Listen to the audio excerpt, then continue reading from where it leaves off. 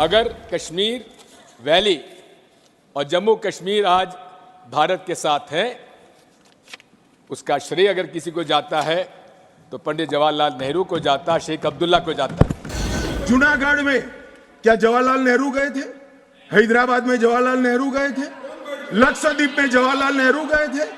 जोधपुर में जवाहरलाल नेहरू गए थे? जवाहरलाल नेहरू एक ही जगह काम देखते थे, जम्मू कश्मीर में, जिसको आधा छोड़कर आ गए। अगर आज जम्मू कश्मीर और विशेषकर जम्मू कश्मीर वैली आज भारत का अंग है, उसका एकमात्र श्रेय किसी को जाता है तो पंडित जवाहरलाल नेहरू पर विश्वास था शेख अब्दुल्ला का, जिसकी वजह से आज कश्मीर वैली हमारे साथ है। रिकॉर्ड पर है, कश्मीर में दिग्विजय जी ने सरदार पटेल का नाम नहीं लिया। एक नाम दिया शेख अब्दुल्ला का, दूसरा नाम दिया जवाहरलाल नेहरू का। अब सुनिए दिग्विजय जी, अब सुनिए, सुनना पड़ेगा, ऐसे नहीं चलेगा। अगर कश्मीर वैली और जम्मू कश्मीर आज भारत के साथ है, उसका श्रेय अगर किसी को जाता है तो पंडित जवाहरलाल नेहरू को जाता, शेख अब्दुल्ला को जाता। और दूसरी तरफ जूनागढ़, जहां बाहुल्य था हिंदुओं का, वहां नवाब साहब अपने हवाई जहाज में बेगमों को छोड़ गए, बाकी लोगों को ले गए और पाकिस्तान चले गए, लेकिन जूनागढ़ भारत का आज एक अंग है।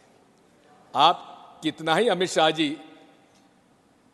पंडित जवाहरलाल नेहरू जी के बारे में कुछ भी कहें, लेकिन एक बात मैं आपसे कहना चाहता हूं, अगर आज जम्मू कश्मीर और विशेषकर जम्मू कश्मीर वैली आज भारत का अंग है, उसका एकमात्र श्रेय किसी को जाता है तो पंडित जवाहरलाल नेहरू पर विश्वास था शेख अब्दुल्ला का, जिसकी वजह से आज कश्मीर वैली हमारे साथ है। सर,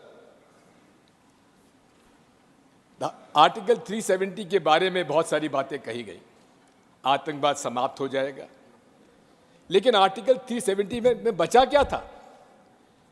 90% जो अलग से आर्टिकल 370 के प्रोविजंस थे, वो तो इंडियन कॉन्स्टिट्यूशन के साथ उसमें समावेश कर दिए गए थे पहले, धीरे धीरे, इसलिए उसका कोई असर नहीं था। और कहा था आतंकवाद खत्म हो जाएगा, समाप्त हो जाएगा, लेकिन क्या आतंकवाद समाप्त आज हो गया? रोज हम आतंकवाद की गतिविधियां वहां पर देख रहे हैं, हमारे लोग शहीद हो रहे हैं। मैं आज फिर से कह देता हूं, मान्यवर, बैठ जाइए दिग्विजय जी, अब हो गया, लोग समझ चुके हैं आपको, बैठ जाइए। मान्यवर he is not yielding, go ahead, honorable home minister, he is not yielding। मान्यवर, मैं स्पष्टता करना चाहता हूं, गुर्जर भाइयों की एक भी सीट लिए बगैर बड़े संवेदनशीलता से बकरवाल भाइयों को दिया जाए, हमें कोई आपत्ति। गुर्जरों को जो फायदा मिला है उसमें कोई बदलाव नहीं होगा।